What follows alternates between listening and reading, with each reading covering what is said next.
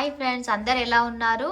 శుభోదయం అండి. నేనైతే ఈరోజు గురువారం, మార్గశిర గురువారం రోజు పూజ అయితే ఇలా చేసేసుకున్నాను.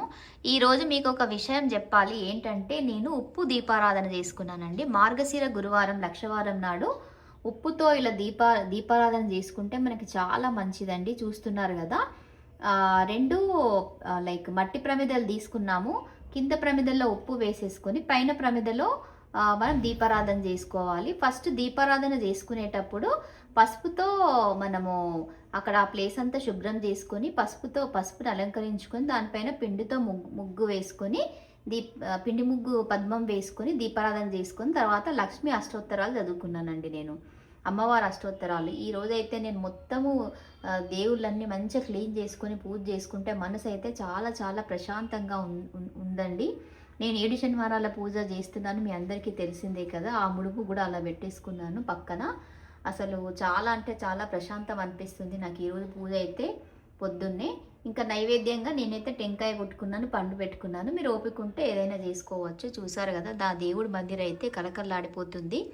ఈరోజు నాకు చాలా చాలా బాగా అనిపిస్తుంది. మీరు కూడా ఎవరైనా ఇలా ఉప్పుతో దీపారాధన చేసుకుంటే చాలా మంచిది. ఉప్పుతో దీపారాధన చేయడం వల్ల మన ఆరోగ్య సమస్యలు కానీ, మనకి ఏవైనా సమస్యలు ఉన్నా, హెల్త్ ఇష్యూస్ ఉన్నా, మనకి ఏమైనా ధన అభివృద్ధి కోసం చేయాలనుకున్నా కూడా ఇలా దీపారాధన మీరు చేసుకోవచ్చు.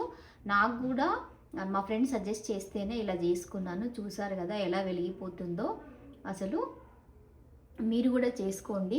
ఎవరైనా నాలాగా ఉప్పు దీపం ఈ మార్గశిర మాసంలో పెట్టుకుంటే, దట్టు గురువారం రోజు పెట్టుకుంటే చాలా చాలా మంచిదండి. ఎవరైనా మీరు కూడా పెట్టాలనుకుంటే మాత్రం ఫాలో అయిపోయి పెట్టేసుకోండి ఉప్పు దీపము. చూసారు కదా నా దేవుళ్ళు అయితే. మొత్తం ఈరోజు నాకు ఒక 2 అవర్స్ పట్టిందండి ఇవన్నీ క్లీన్ చేసేసుకొని మొత్తం పూజ చేసేసుకునేసరికి. అమ్మవార్లను చూసారు కదా ఎలా వెలిగిపోతున్నారో. ఈ రకంగా ఉప్పు దీపం అయితే పెట్టేసుకోండి. ఇంకా ఏమైనా డౌట్లు ఉంటే నాకు కమెంట్ చేయండి. అందరూ పెట్టుకోవచ్చండి. మార్గశిర మాసంలో పెట్టుకుంటే ఇంకా చాలా చాలా మంచిది. ఇలా పసుపుతో మనము అక్కడ శుద్ధి చేసేసుకొని పిండితో ముగ్గు వేసేసుకొని పువ్వులు పెట్టుకొని అక్షంతలు చల్లుకొని పెట్టుకొని లక్ష్మీ అష్టోత్తరాలు చదువుకుంటే చాలండి. నేనైతే ఇలా ముగ్గులు కూడా వేసుకున్నాను. తర్వాత నెక్స్ట్ డే మీరు అడగొచ్చు, ఈ ఉప్పుని ఏం చేయాలండి అని అడగొచ్చు. ఉప్పు దీపం యొక్క విశిష్టత ఏంటంటే, ఈ ఉప్పు దీపారాధన చేసినప్పుడు ఉప్పు ఎలా అయితే కరుగుతుందో మన సమస్యలన్నీ అలా కరిగిపోతాయండి. నెక్స్ట్ డే ఉప్పుని ఏం చేయాలంటే పారే నీళ్ళల్లో వేయచ్చు మీరు. పారే నీళ్ళల్లో, అది కూడా ఎవ్వరు తొక్కని ప్లేస్లో వేసినట్టయితే ఆ ఉప్పు కరుగుతున్నట్టుగా మన సమస్యలన్నీ కరిగిపోయి మనకి చాలా మంచి జరుగుతుంది.